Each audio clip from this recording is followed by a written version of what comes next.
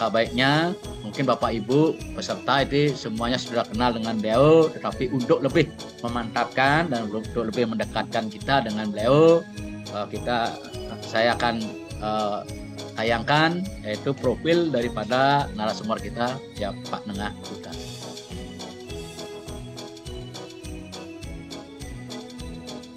Ini Bapak Ibu, mungkin saya sapa Pak Yuta. Selamat siang Pak Yuta. Selamat siang Pak Tut. Bagaimana suara saya jelas Pak Yuta? Sangat jelas. Medan menit. Kemudian kita lanjutkan diskusi, yaitu kurang lebih 60 menit. Oke, untuk itu Pak Yuta, waktu sepenuhnya saya serahkan dengan Pak Yuta narasumber. Silakan. Baik Bapak Ibu, guru hebat, guru-guru agama Hindu se Provinsi Bali. Pertama saya mengaturkan Om Swastiastu. Pada kesempatan yang baik ini dengan ridho Tuhan Yang Maha Kuasa, ridho Sang Yang Widiwasa, kita bisa berdiskusi, sharing pada hari ini. Mudah-mudahan apa yang kita harapkan pada hari ini bisa tercapai gitu ya. Yang jelas kita pada hari ini sharing bersama-sama terkait dengan kurikulum Merdeka. Bapak Ibu silakan buka di chatnya, di kolom chat. Di sana saya berikan link ya. Silakan diklik linknya itu. Bapak Ibu boleh diklik dulu itu. Sudah semua Bapak Ibu? Setelah diklik kita akan mulai. Saya pengawas lagi. Ini perwakilan. Oke, ini yang benar cuma 3 orang ya. Ini kebanyakan yang salah ya. Karena suka dengan semua benar ya. Terpancing dengan yang tadi semua benar. Makanya dijawab semua benar sekarang. Ya. Hati-hati Bapak Ibu. Oke. Lanjut Bapak Ibu, siapa yang menjadi sang juara?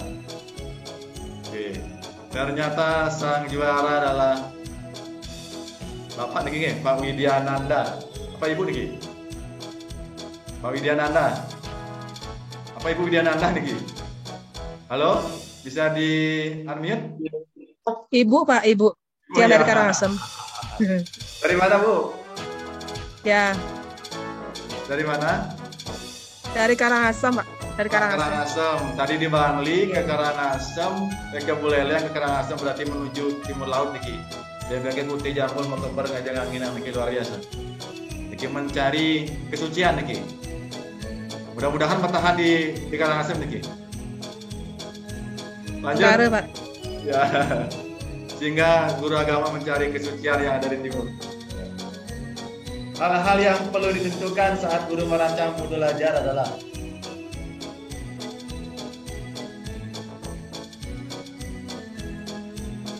Bapak Ibu ingat, jangan suka dengan semua benar ya. Hati-hati.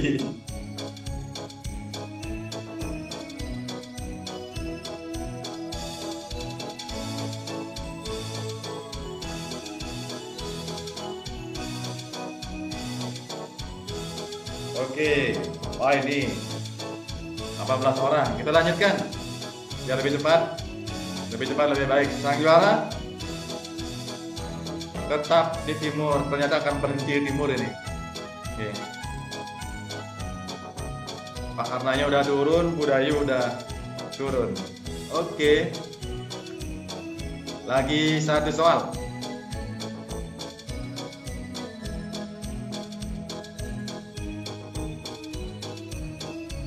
Berikut ini adalah kondisi-kondisi yang membuat kita perlu memodifikasi modul ajar yang telah disediakan, kecuali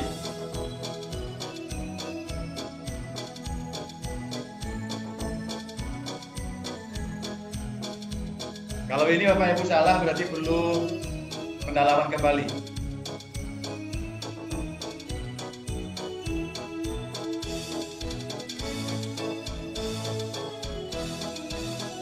Oke. Wah, ternyata keren ini. Yang benar 12 orang, capaian pembelajaran yang berbeda. Ingat Bapak Ibu, tidak ada capaian pembelajaran yang berbeda dalam satu mapel. Oke, jelas ya. Oke, kita lihat sang juara.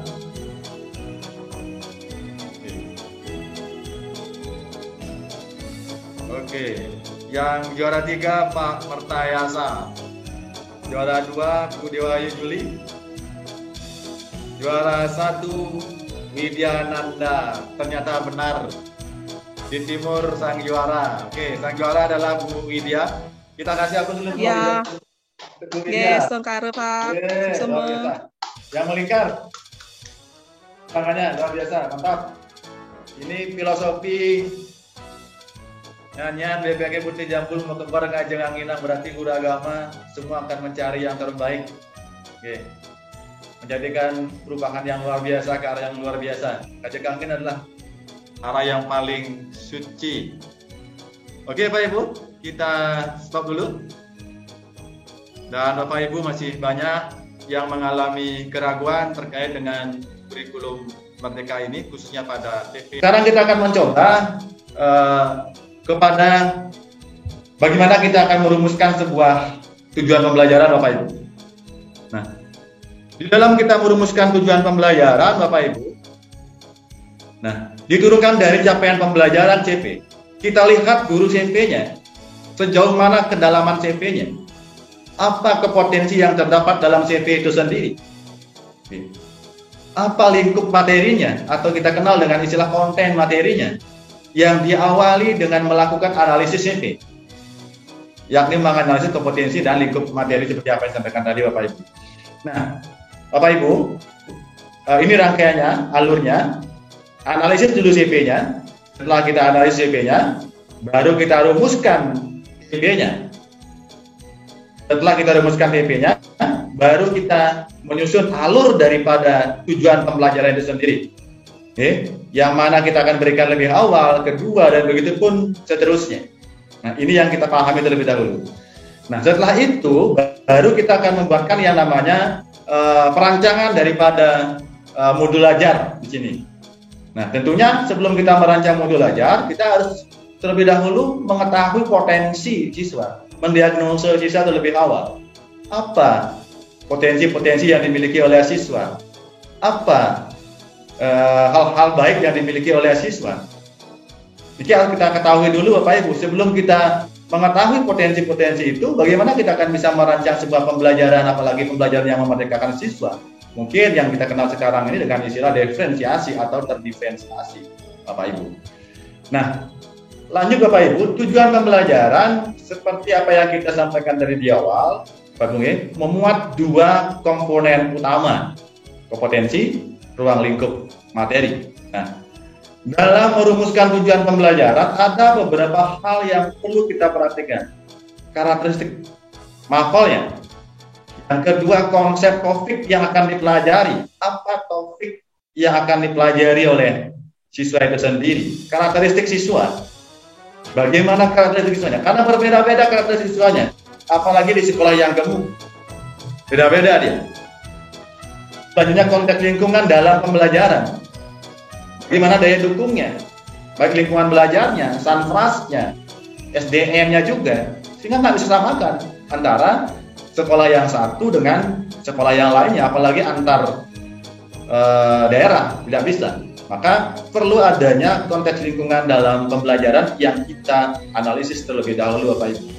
Nah, apa itu kompetensi Bapak Ibu? Kompetensi itu adalah kemampuan atau keterampilan yang perlu ditunjukkan atau didemonstrasikan oleh siswa.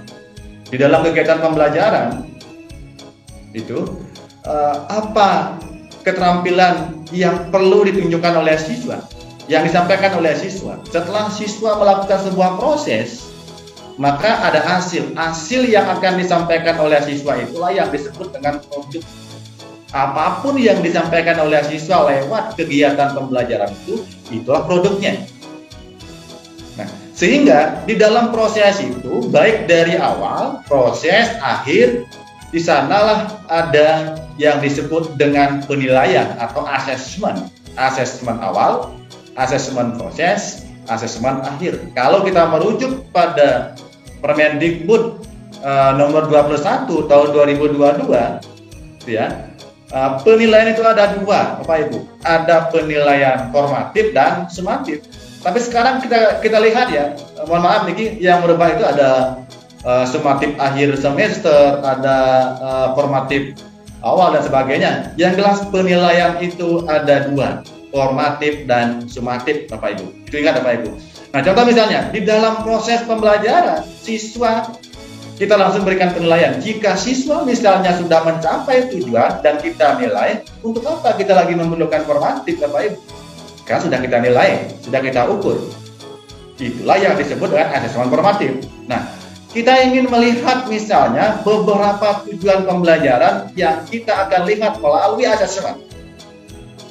Itulah sumatif. Jika sudah lebih dari satu tujuan kita lihat perkembangannya, maka itu adalah tergolong sumatif, walaupun itu masih tergolong sumatif nyicil istilahnya.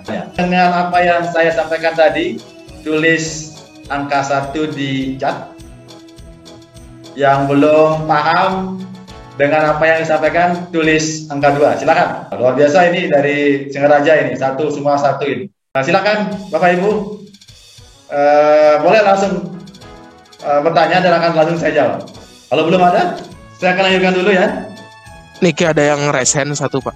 Oke, ini Pak Ketut Martayasa. Silakan diri, lanjut asal sekolah dan silakan.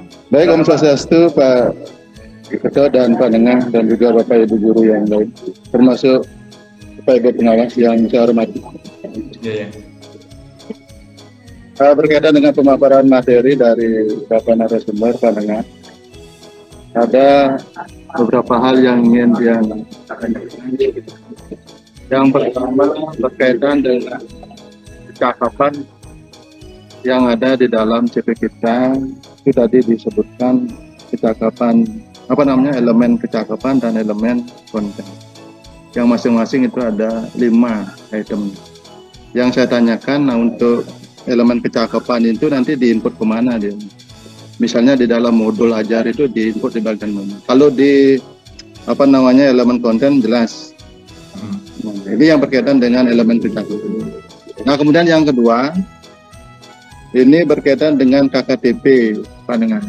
Nah, barangkali ada contoh format yang berkaitan dengan itu. Kalau dulu kita mengenal yang namanya KKM, nah sekarang kita mengenal yang namanya KKTP. Nah, barangkali bisa berbagi yang berkaitan dengan contoh atau format berkaitan dengan itu. Terima kasih Pak Nengah. Oke Pak, terima kasih. Kita kasih dulu aplaus lah. Terkait dengan elemen kecakapan. Elemen kecakapan itu dia berhubungan erat dengan dimensi profil pelajar Pancasila, Pak. Nanti mungkin akan kita lebih dalam ya. Profil pelajar Pancasila. Oke, P3-nya apa? Mana dalam elemen kecakapan itu ada empati, komunikasi, refleksi, berpikir kritis, kreatif, kolaboratif, dan itu saya yakin Bapak Ibu semua sudah sangat paham. Contoh misalnya empati, kepedulian terhadap diri sendiri, bagaimana siswa itu muncul nggak rasa kepedulian terhadap diri sendiri? Muncul nggak kepedulian terhadap situasi di mana dia berada? Bisa nggak dia menyesuaikan dirinya dengan lingkungannya dia berada? Ini nanti kita akan ramu dia menjadi satu kesatuan di dalam modul. Nah, terkait dengan contoh-contoh, nah ini nanti akan saya sampaikan di akhir Bapak Ibu. Kita akan perdalam daripada contoh-contoh itu nanti Bapak Ibu nanti silakan masuk nanti di PMM. Bapak Ibu ingat, kita sudah memiliki sebuah komunitas yang resmi dan terdaftar pendidikan MGMP, pendidikan agama Hindu tingkat SMP Provinsi Bali. Pak Merdeng, nanti terkait dengan itu nanti bisa kita lihat nanti di PMM ya, akan saya jelaskan nanti di akhir Pak terkait dengan itu. Bagaimana Pak, bisa diterima ya? Oke. Mungkin ada yang lain? Silakan, bertanya dulu ya. Silakan. Terima kasih. Boleh bertanya dulu ya? Boleh, tapi yang sudah dipaparkan ya. Yang belum nanti. Oh iya. Ya. Yang terkait dengan belum lengkap berarti. Cuman karena yang udah proses pakai kurikulum ini kan ada yang mau saya tanyakan. Ya udah lanjut aja deh kalau gitu. Lanjut dulu. Oke. Terima kasih, kita akan lanjutkan Bapak Ibu. Menentukan kompetensi ya. Untuk kita menentukan kompetensi, kita dapat menggunakan beberapa panduan sejenis pemantik lah. Nah, secara konkret kemampuan apa yang perlu ditunjukkan oleh murid. tahap berpikir apa yang perlu ditunjukkan oleh murid, keterampilan apa yang harus dihasilkan oleh murid, dan pengetahuan apa yang didapatkan oleh murid. Ini yang terdapat di dalam kompetensi yang diharapkan. Oke. Apakah penerapan, pengetahuannya di tingkat apa, keterampilan sikapnya di tingkat apa juga yang dimunculkan, didapatkan dari kegiatan pembelajaran itu sendiri. Ini yang berhubungan dengan menentukan kompetensi. Oke. Nah, lingkup materi Bapak Ibu. Lingkup materi yaitu konten dan konsep utama yang perlu dipahami pada akhir satu unit pembelajaran. Untuk kedalaman materi konten dapat dengan melihat CV dari fase sebelumnya dan sesudah fasenya. Contoh misalnya fase D. Di dalam fase D ini ada di 3 jenjang, di kelas 7, kelas 8, dan kelas 9. Sebelum kita menjabarkan memberitahu CV ke dalam tujuan pembelajaran, guru-guru yang ada di SMP, yang tentunya ada di fase D, maka wajib dia melihat fase sebelumnya. Dalam hal ini adalah fase C dan juga fase E. Kenapa perlu melihat fase D? Karena biar tidak melewati itu. Karena fase E itu berhubungan dengan jenjang yang sudah lebih. Selanjutnya, dalam lingkup materi itu, menentukan lingkup materi, guru dapat menggunakan pertanyaan pemandu. Contoh misalnya, apa saja yang perlu dipelajari oleh murid dari suatu konsep besar yang dinyatakan dalam CV. Lihat dulu konsep besarnya, lihat dulu kata kuncinya yang terdapat di dalam CV itu sendiri. Yang selanjutnya, apakah lingkungan sekitar dan kehidupan siswa dapat digunakan sebagai konteks untuk pembelajaran konten dalam CV itu sendiri. Makanya perlu juga kita menganalisis lingkungan belajar kita. Mendukung nggak lingkungan belajar kita, baik santrasnya, SDM-nya, dan lain sebagainya. Bukan menjelaskan. Yang lebih dikenal dengan istilah tujuan instruksional umum.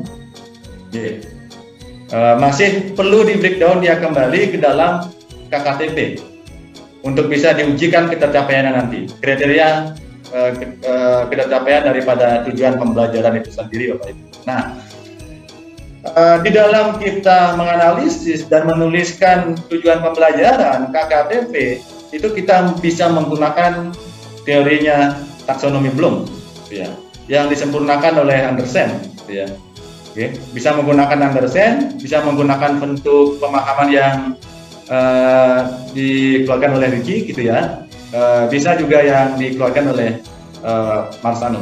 Tetapi yang lebih sering kita gunakan itu, yang kita sepakati adalah menggunakan taksonominya Bloom yang disempurnakan oleh Anderson itu sendiri. Kenapa? Karena di sana dalam CV itu juga terdapat kompetensi-kompetensi seperti apa yang saya sampaikan dari di awal untuk dicapai oleh siswa. Nah, sehingga di dalam tujuan pembelajaran itu dia menggunakan KKO yang ada di sini, memahami, mengaplikasikan, menganalisis, mengevaluasi, menciptakan dan lain sebagainya yang berhubungan dengan KKO yang masih lebih luas. Mungkin bisa juga kita menggunakan yang namanya menganalisis kalau di level 3. Kita masih ingat dengan kurikulum lama, kurikulum 2013, di mana kita juga mengingat di saat kita membuat sebuah soal HOT, kita juga mengingat adanya beberapa level level kognitif. Itu ada MOD, LOD, MOD, dan HOT, yang mana LOD ada di tingkat 1, MOD tingkat 2, sedangkan HOT ada di tingkat 3, level 3. Kita juga Bapak Ibu, ada 3 alternatif di dalam kita merumuskan sebuah tujuan pembelajaran. Yang pertama, merumuskan tujuan pembelajaran secara langsung berdasarkan CV, boleh langsung dari CV. Yang kedua, merumuskan pembelajaran dengan menganalisis kompetensi lingkup materi dan CV-nya. Dan yang ketiga, merumuskan tujuan pembelajaran lintas elemen. Biasanya kalau yang lintas elemen ini digunakan oleh matkul di luar pendidikan agama Hindu seperti bahasa Indonesia, seperti IPS itu Sedangkan kalau kita tetap per elemen kita gunakan. Nah, seperti apa yang disampaikan tadi oleh Pak Dr. Saya memberikan sebuah contoh bagaimana kita breakdown CV ke dalam tujuan pembelajaran, dan juga tujuan pembelajaran kita breakdown alurkan dalam sebuah alur tujuan pembelajaran, Bapak Ibu. Nah, kita berikan contoh lagi, Bapak Ibu. Pada elemen kitab suci, ya, merumuskan tujuan pembelajaran dengan menganalisis kompetensi dan lingkup materi pada CV. Elemennya itu adalah kitab suci, CV-nya, ya, CV-nya. Ini ada di fase D, Pak Ibu. Karena saya mengajar di fase D, maka yang saya gunakan contoh adalah fase D. Di fase A, B juga ada. Mungkin nanti kalau ada yang bertanya, mungkin saya akan respon. Oke. Kalau dari fase E, fase F, nanti ada gawannya di sini Pak Dewa Aryawan. Mungkin Pak Dewa Aryawan kayak ada di sini. Mungkin bisa memberikan tambahan nanti kalau saya kurang. Mungkin nanti Bu Maya akan dihadapkan dengan Pak Dewa Aryawan nanti. Okay.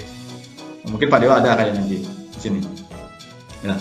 Nah, capaian pembelajarannya misalnya pada akhir fase setelah mempelajari materi pembelajaran, siswa dapat menganalisis kitab suci Hindu, Upaweda, Wedanga, dan Jyotisa dengan penerapan tri kerangka Hindu, tatwa, susila, dan acara sebagai pedoman kehidupan pada lingkup keluarga. Nah, yang menjadi kompetensinya, siswa mampu menganalisis. Nah, sehingga kompetensi menganalisis dalam tujuan pembelajaran wajib ada. Karena yang ditagih di sana adalah menganalisis. Apakah boleh diturunkan dulu? Boleh, nggak apa-apa. Itu disebut dengan istilah pengantar. Ya. Apakah boleh ditingkatkan kembali? Boleh, Bapak Ibu. Nah, lingkup belajarnya mana? Kontennya apa? Kontennya Upaweda, ada Wedanga, dan Jyotisa. Karakteristiknya apa? Karakternya apa? Di sini dia mampu menerapkan tri kerangka Hindu, tatwa, susila, dan acara sebagai pedoman kehidupan pada lingkungan keluarga. Artinya, apapun yang dipelajari oleh siswa itu, endingnya dia mampu menerapkan dalam kehidupan sehari-hari. Karena kalau kita bicara masalah Weda Samerti, dia adalah ajaran.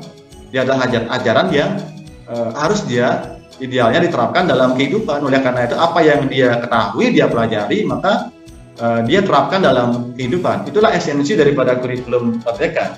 Dia mampu menerapkan apa yang dia kerjakan untuk berproses dari awal sampai akhir.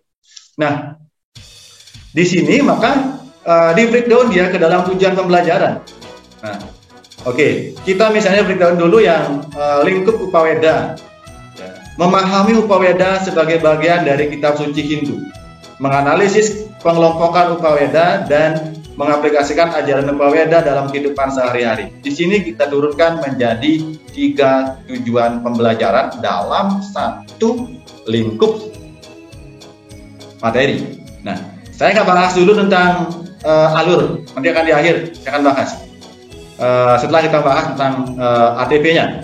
Nah, selanjutnya di kompetensi berikutnya, Upawedanga, ya, memahami ajaran Wedanga sebagai bagian dari kitab suci, menganalisis pengelompokan Wedanga, mengaplikasikan ajaran Wedanga dalam kehidupan sehari-hari. Dan yang terakhir dalam lingkup konten materi Jyotisa, memahami ajaran Jyotisa sebagai bagian daripada kitab suci itu, menganalisis ajaran Jyotisa yang berwawasan kearifan lokal, dan mengaplikasikan ajaran Jyotisa dalam kehidupan sehari-hari.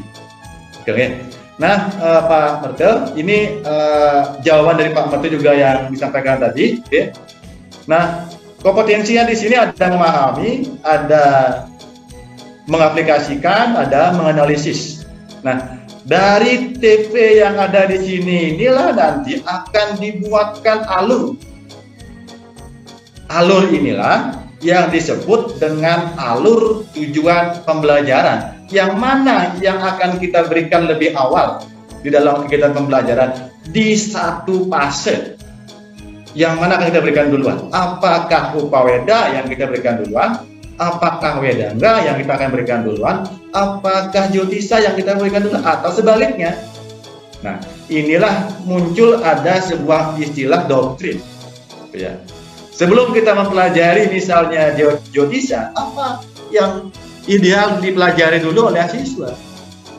Sebelum mempelajari misalnya kitab suci Weda, apa yang perlu dipelajari lebih dahulu oleh siswa itu sendiri? Inilah maka elemen daripada CP daripada mapel agama itu adalah per elemen, bukan lintas elemen dia. Karena ada hal-hal yang perlu diselesaikan di awal sebelum ke fase berikutnya. Oke Pak Ibu, sekarang baru kita akan lanjut ke alur tujuan pembelajaran atau yang lebih kita kenal dengan istilah ATP ya Pak Ibu. Nah, di dalam perumusan alur tujuan pembelajaran Bapak Ibu, CP turunkan dari capaian pembelajaran, setelah CP ke TP lanjut seperti yang saya sampaikan di awal tadi dari CV, TP, ATV dengan menganalisis kompetensi dan lingkup materinya. Oke. Analisis dulu CV-nya di awal tadi, rumuskan dulu TP-nya. Setelah dirumuskan TP-nya, alurkan sekarang TP-nya. Mana yang akan kita berikan lebih awal di dalam satu fase. Oke. Di fase A ada 2 jenjang di sana, kelas 1 dan kelas 2 itu ya. Yang mana yang kita akan berikan di awal dulu terkait dengan konten materinya, terkait dengan kompetensinya gitu.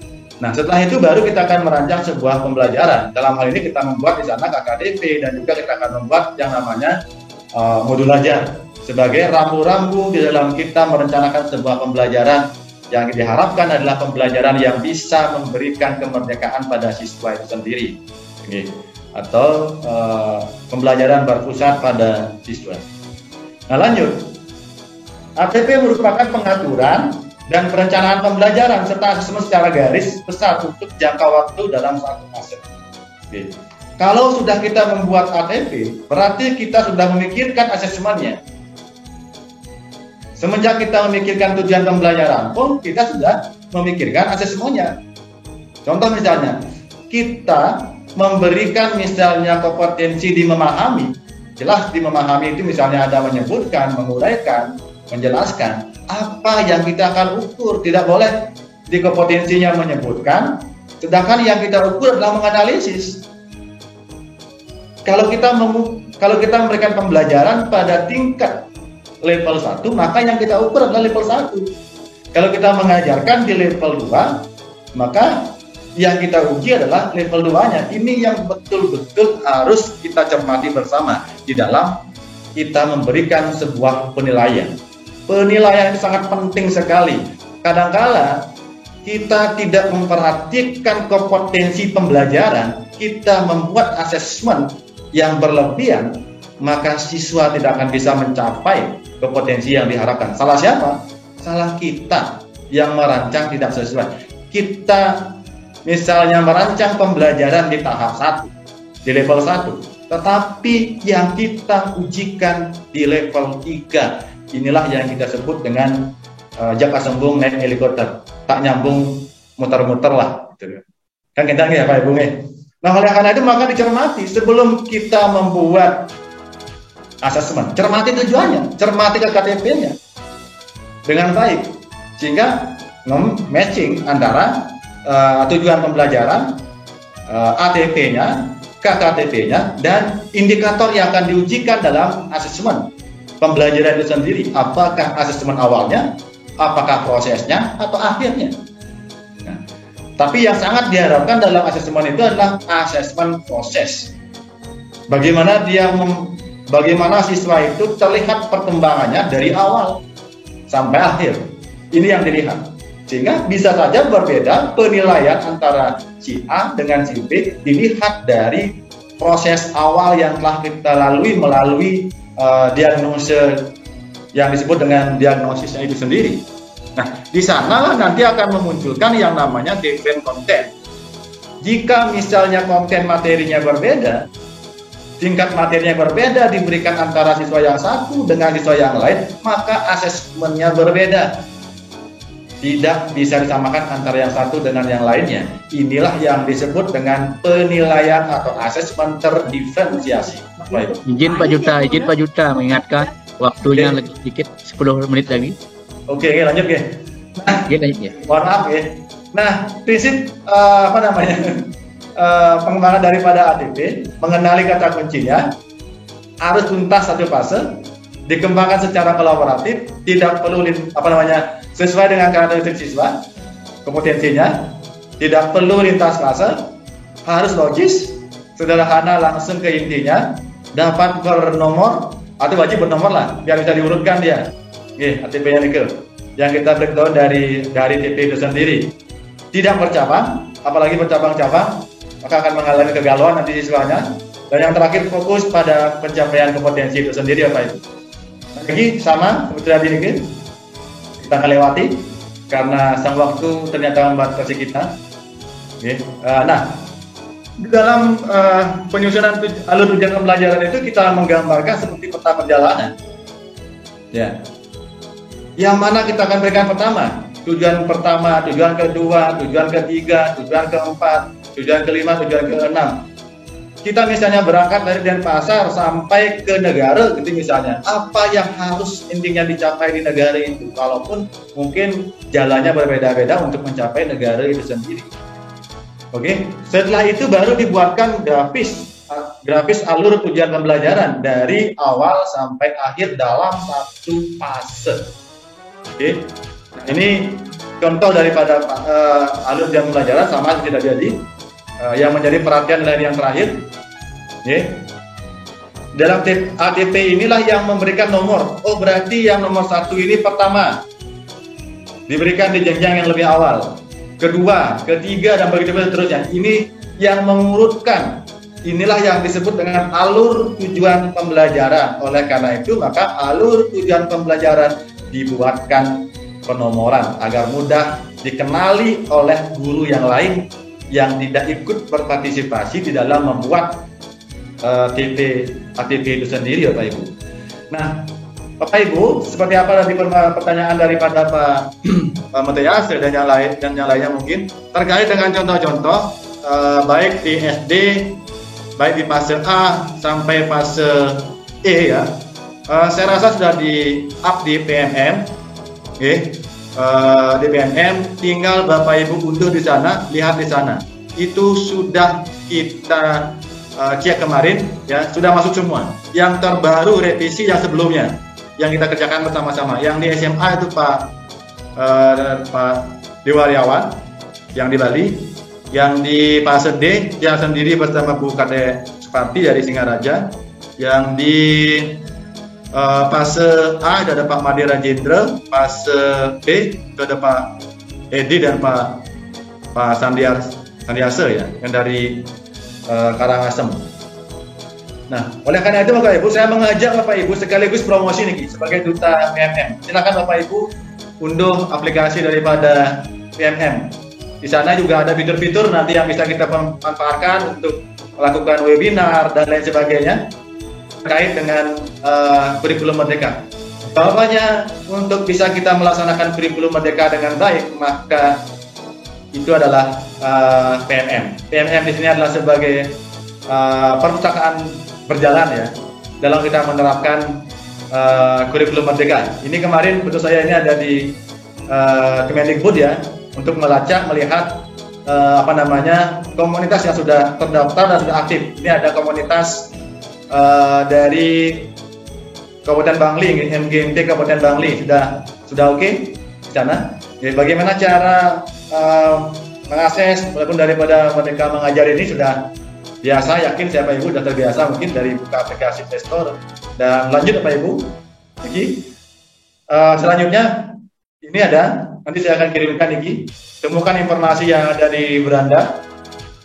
Kalau Bapak Ibu misalnya belum menuntaskan daripada kegiatan belajar yang lainnya, silakan diselesaikan dulu. Ada kegiatan mandiri, pelatihan mandiri juga di sana Bapak Ibu, silakan coba-cobalah dikerjakan di sana. Di dalam pelatihan mandiri ada banyak Bapak Ibu, ada diawali kita dengan adanya diagnosis dulu, penilaian dulu, baru kita diajak untuk melihat video-video inspiratif yang bisa memberikan pemahaman lebih jauh tentang kurikulum Merdeka dan ada post-testnya. Saya yakin Bapak Ibu sudah mengunduhnya dan sudah melaksanakannya, yakin, walaupun guru agama tidak mau terbelakang. Nah, selanjutnya Bapak Ibu memulai 2 modul di sana. Ada modul Merdeka Belajar, ada kurikulum Merdeka, ada perencanaan pembelajaran di sana Bapak Ibu. Yang terpenting Bapak Ibu, kalau kita mau baik dalam menerapkan kurikulum Merdeka, ingat jangan kita lupakan perencanaan pembelajaran yang terdapat dalam platform Merdeka Mengajar itu sendiri Bapak Ibu. Demikian Bapak Ibu, karena waktu saya agak cepatkan sedikit. Terakhir saya titip, kebahagiaan adalah pada saat kita dapat menghargai apa yang ada di sini. dan sekarang, serta dapat membangun hubungan maupun kerjasama dengan orang lain atas dasar hormat dan saling menghargai. Kapan ada itu dan muncul itu dalam diri kita, maka kebahagiaan dan perubahan itu akan terjadi. Perubahan itu akan terjadi Bapak Ibu tatkala ada kemauan, bukan karena ada tunjangan yang berlebihan.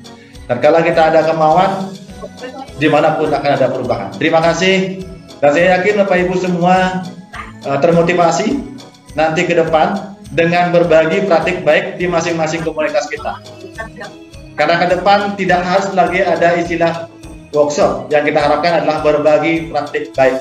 Berbagi praktik baik itulah dari guru-guru penggerak, nanti dari Singaraja, dari Karangasem, kita gunakan sebagai inspirasi kita. Demikian dari titip juga pesan dari Pak Dirjen Kemendikbud kemarin, Bapak Ibu guru se-Indonesia, mari kita bergerak bersama untuk memberikan pelayanan dengan hati pada siswa. Jangan kita bekerja atas tuntutan daripada materi itu sendiri. Kapan kita ada ketulusan dibilang sama beliau, maka perubahan itu akan cepat tercapai. Terima kasih. Saya akhiri dengan mengaturkan para Mas Santi. Om Santi. Om Santi, Santi, Santi. Baik Bapak Ibu peserta, demikian tadi pemaparan materi dari Pak Yuda. Luar biasa, materinya cukup padat. Mudah-mudahan apa yang sampaikan beliau tadi itu dapat membuka wawasan Bapak Ibu, dan tentunya tidak hanya memahami, yang tak kalah pentingnya bagaimana implementasinya dalam melaksanakan tugas di sekolah masing-masing. Karena kita keterbatasan waktu, barangkali ada yang perlu diskusikan, mungkin saya batasi hanya 2 orang saja. Karena tadi di tengah-tengah Pak Yuda menyampaikan materi, Bapak Ibu sudah dipersilakan untuk diskusi ataupun sharing. Barangkali ada, Bapak Ibu ada? Kalau tidak ada, untuk lebih menyemangatkan lagi, kita berikan aplaus pada Pak Yuda, narasumber kita.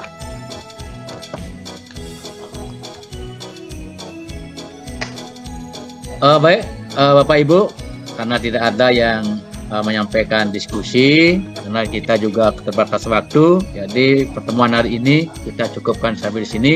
Mudah-mudahan nanti di kesempatan waktu yang lain kita dapat ketemu kembali, karena ini merupakan kegiatan yang sangat penting. Nah, nanti kita untuk kedepannya bagaimana kita agar bisa kegiatan ini kita langsungkan untuk tahun-tahun yang mendatang.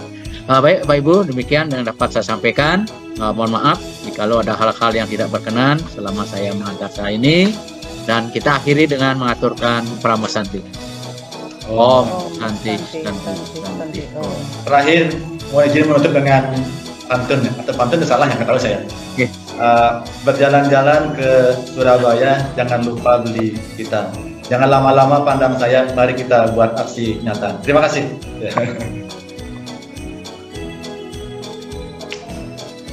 Lip yuk. Ayo, mantap. Gimana?